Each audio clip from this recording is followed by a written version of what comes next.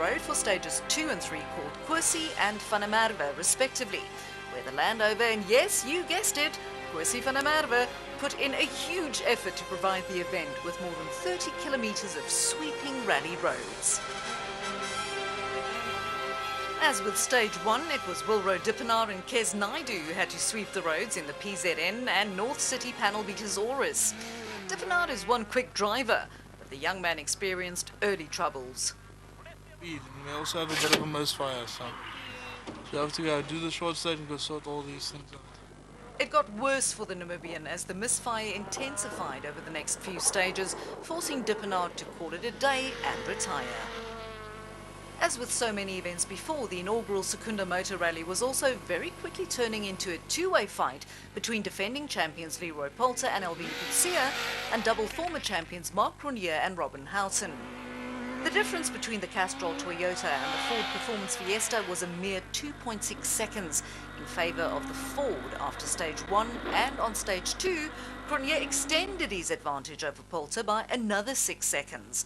So Poulter had every intention to fight back on stage 3.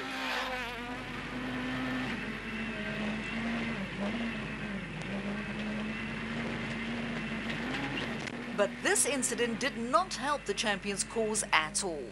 And with just about zero visibility, the Yaris lost more than a minute and dropped down the leaderboard. Their duel was effectively over before it started.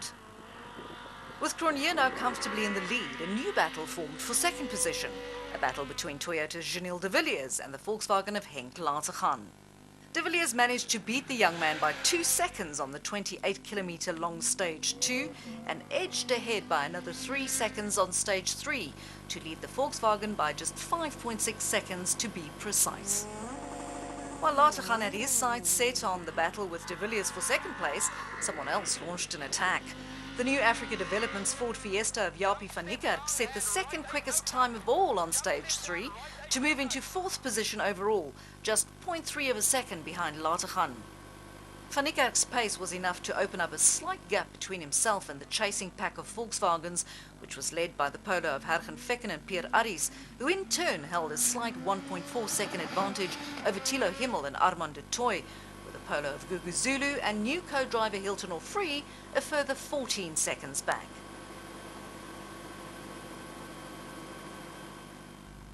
And unfortunately for youngster Ernie van der Walt and Greg Godridge, their rally ended early when the engine in their Vecto Petroleum Yaris cried, "Enough!"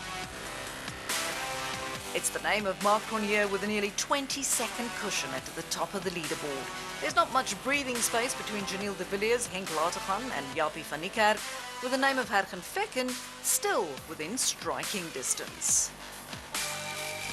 Time for a quick breather back in the Dunlop Service Park on the banks of Lake Umuzi in Secunda, and time for Leroy Poulter to reflect on the incident which ruined his rally.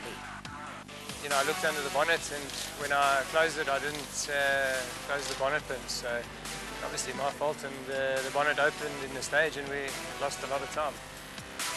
On to stage 4, the same 28 kilometres of dusty dirt on Kwesi van der Merwe's farm, which made up stage 2. Leroy Poulter had every intention to make up some of the lost time from the previous stage when an open bonnet left him blind. But it wasn't to be, as the Castrol Toyota Yaris picked up a flat tyre. More than 2.5 minutes were lost while Poulter and Coetzee changed the punctured tyre. Up ahead, Henk Lateghan had already set a benchmark time of 17 minutes 41 seconds, which was substantially faster than earlier in the day. But would it be fast enough to make inroads on de Villiers' second position? The gap was just 5.6 seconds before the start of the stage, and de Villiers posted a time of 17 minutes 45 seconds. The gap between the two reduced to just 0.8 of a second. But that was only for second position, as Mark Cronje was still well in control of the race. This was the former champion in full flight on stage 4. And that was a very scary moment for the Ford driver, who clearly lost a few precious seconds, but somehow still managed to set the fastest time of all, albeit by only 1 second. Not so lucky were his Ford teammates Japie van Niekerk and Gerard Snyman, who so nearly managed to miss the gate post, but they didn't. Van Niekerk's demise allowed a gaggle of Volkswagen Polos all to move up a position on the overall standings, led by Hergen Vecken, who drove in his first rally since last year, and his first ever in a left-hand drive car. Thilo Himmel was doing an excellent job of maintaining his 5th place overall, but the young man now had a determined Gugu Zulu breathing down his neck, just 3 seconds adrift. And the retirement of Wilro Dippenaar handed the current NRC4 lead to Theuns Hubert and Marie van der Walt. Stage 5, the much-anticipated Van der Merwe Super Special stage, where 2 cars must race each other over different loops of the same track. The locals have pulled out all the stops to create a fantastic spectacle. But for the drivers, the sun was setting and there was little wind to clear the dust.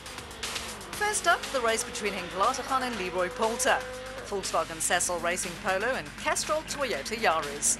Poulter has had a nightmare of an afternoon, and to rub it in even more, it's the Polo of Latergan who takes the race victory by 3 seconds. This was the fight between rally leader Marc Cronje in his Ford Performance Fiesta and Gugu Zulu in the 2nd Volkswagen Sassel Racing Polo. Cronje clearly had the bit between his teeth, as he had won every stage so far, and the Super Special was no different. A victory over Zulu and another fastest stage time in the process. Next up was the battle between 2 big names in South African motorsport. In the one corner, a double South African rally champion in the form of Hergen Vecken. In the other, a man who's won the Dakar Rally, Janil de Villiers.